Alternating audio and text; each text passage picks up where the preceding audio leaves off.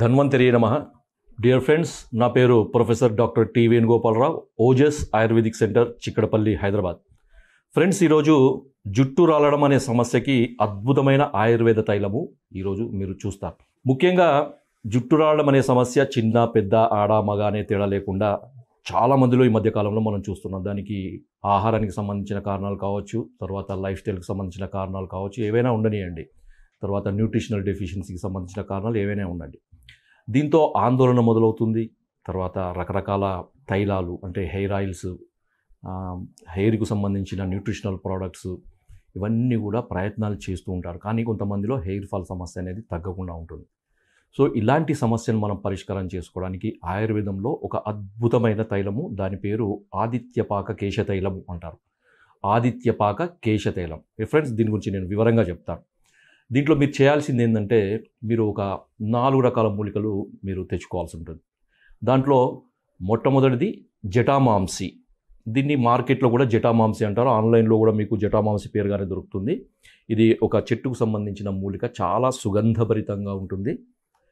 ఇది మీకు జటామాంసి పౌడర్ ఈ చూర్ణం రూపంలో కూడా దొరుకుతుంది. లేకపోతే జటామాంసి కూడా మీకు మార్కెట్లో కనుక దొరికితే మీరు తెచ్చుకొని దాన్ని గ్రైండర్లో కానీ మిక్సీలో కానీ వేసి సన్నటి పొడి చేసుకొని మీరు పెట్టుకోండి. రెండవది అతి మధురము, ఎస్టి మధు అని ఆయుర్వేదంలో అంటారు అన్నమాట. అతి మధురం అని తెలుగులో అంటారు. సో ఈ అతి మధురం కూడా పొడి మనకి మార్కెట్లో దొరుకుతుంది. అతి మధురం పౌడర్ లేదా లిక్వరైజ్ పౌడర్ అని అంటారు.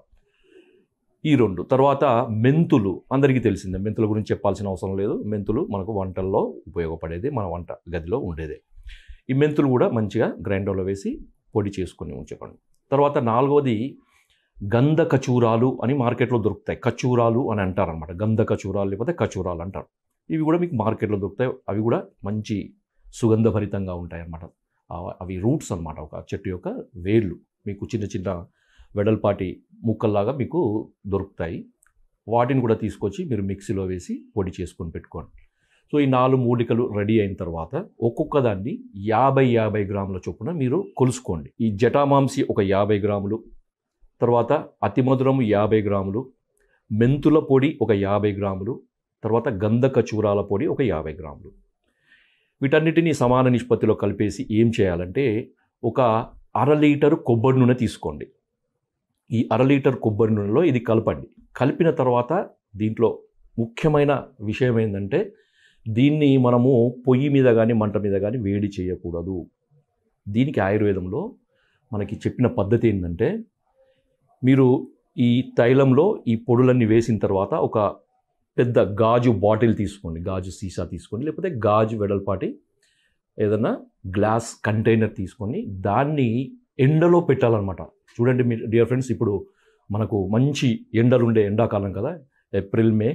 సో ఈ 2 నెలల్లో మనకి మంచి ఎండ ఉంటుంది కదా. ఈ ఎండ యొక్క వేడితోని ఈ యొక్క మూలికల యొక్క సారమంతా మనకి ఈ ఆయిల్లోకి దిగుతుందన్నమాట. కొన్నిసార్లు మనకు రకరకాల తైలాలు మార్కెట్లో దొరుకుతాయి, కానీ ఆదిత్యపాక తైలం అనేది ఆ మార్కెట్లో దొరకదు. అవన్నీ కూడా ఏంటంటే మనకు మంట మీద వేడి చేసి తయారు చేసిన తైలాలు. ఈ ఆదిత్యపాక తైలం యొక్క విశేషత ఏంటంటే, ఈ మూలికలలో ఉండే సారము, అంటే కొంచెం ఏదైతే సారం అవసరమో, అంటే కొన్ని సున్నితమైన కొన్ని సెన్సిటివ్ ఆల్కలాయిడ్స్ యొక్క సారం అంతా కూడా మనకి ఈ సూర్యరశ్మి యొక్క ఒక నిర్దిష్టమైన వేడి వల్ల, ఆ వేడి అనేది ఎక్కువ ఉండదు. మనం మంటలో ఉండే హై టెంపరేచర్ అనేది మనకు ఈ ఎండలో టెంపరేచరు చాలా తక్కువగా ఉంటుంది. ఆ మాత్రం టెంపరేచరే ఈ తైలంకు సరిపోతుందన్నమాట.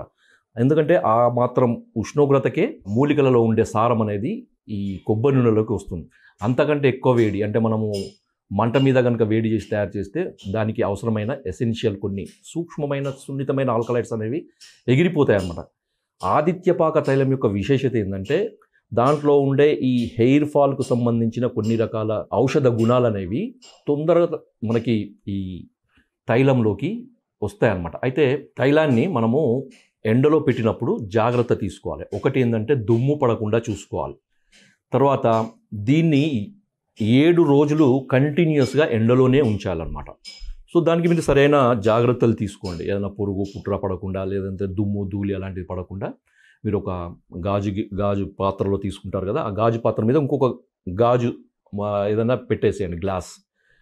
సో దానివల్ల ఏమవుతుందంటే మనకి ఈ ఎండ వేడి అనేది మనకు డైరెక్ట్గా ఈ తైలంలోకి తగలవడం వల్ల ఏమవుతుందంటే ఒక రకమైన వేడి ఉష్ణత ఆ తైలంలోకి పోయి దాంట్లో ఉండే సారమంతా కూడా ఈ కొబ్బరి నూనెలోకి దిగుతుంది. 7 రోజులు ఖచ్చితంగా ఉంచండి. అందుకనే మనకి సూర్యరశ్మి వేడి ద్వారా తయారయ్యే తైలం కాబట్టి ఆదిత్య పాక తైలము అని అన్నారనమాట. సో దీనికి నిర్దిష్టమైన గుణాలు ఉంటాయి. ఏదైతే మంట మీద తయారు చేసిన తైలాలకు ఉండే గుణాల కంటే ఒక 100 రెట్ల గుణాలు దీనికి ఉంటాయి. ఇలా తయారైన తర్వాత మీరు 7 రోజులు ఉంచిన తర్వాత ఏం చేయండి అంటే మీరు దాన్ని వడపోసేయండి. మంచి సన్నటి ఏదైనా క్లాత్ లేదంటే ఏదైనా ఫిల్టర్ కానీ ఏదైనా తీసుకొని దాంతో మంచిగా దాన్ని వడపోసుకొని ఒక బాటిల్లో పెట్టుకొని ఉంచుకుంటే మీకు ఈ తైలము రెడీగా ఉంటుంది. ఒక అద్భుతమైన ఆదిత్యపాక తైలము, కేశతైలం, ఆదిత్యపాక కేశతైలం తయారైపోయింది మీకు. సో దీన్ని వాడే విధానం ఎట్లా అంటే ప్రతిరోజు కూడా రాత్రిపూట ఓన్లీ మాడుకు మాత్రమే తగిలే విధంగా ఆయిల్ను అప్లై చేయండి. అరచేతి నిండా తీసుకోండి. తీసుకొని దాన్ని మాడుకు మొత్తం బాగా మంచిగా మసాజ్ చేసేయండి. మునివేళ్ళతోని మంచిగా స్కాల్ప్లోకి ఇంకిపోయే విధంగా, మాడులోకి ఇంకిపోయే విధంగా మీరు మసాజ్ చేసుకొని రాత్రంతా ఉంచుకోండి. అవసరమైతే మరుసటి దినం తలస్నానం చేయొచ్చు. లేదా కొంతమంది బయటికి వెళ్ళాల్సిన అవసరం లేకుండా ఇంట్లో ఉండే వాళ్ళు అయితే మాత్రం మీరు అలాగే ఉంచుకోండి. 3 రోజులకు ఒకసారి స్నానం చేయొచ్చు, తలస్నానం చేయొచ్చు. లేదు మేము రోజు బయటికి వెళ్ళాల్సిన అవసరం ఉంటుందంటే మీరు ప్రతిరోజు ఈ రాత్రిపూట తైలం అప్లై చేసుకొని నెక్స్ట్ డే మార్నింగ్ మీరు తలస్నానం చేయొచ్చు. ఈ తలస్నానం కూడా మీరు ముఖ్యంగా మీరు కెమికల్ బేస్డ్ షాంపూస్ కానీ ఇలాంటివి ఏమీ వాడకండి దయచేసి. ఎందుకంటే ఈ కెమికల్ బేస్డ్ ఈ షాంపూస్ కానీ ఈ హెయిర్ వాష్ సంబంధించిన ఏదైనా ప్రొడక్ట్స్ కనుక వాడినప్పుడు ఏమవుతుందంటే ఈ తైలంలోకి వచ్చిన ఈ సెన్సిటివ్ ఆల్కహాల్ యొక్క ప్రభావం పూర్తిగా పోతుంది. ఈ ఆయిల్ అనేది పని చేయకుండా పోతుంది. కాబట్టి డియర్ ఫ్రెండ్స్ జాగ్రత్తగా ఉండండి.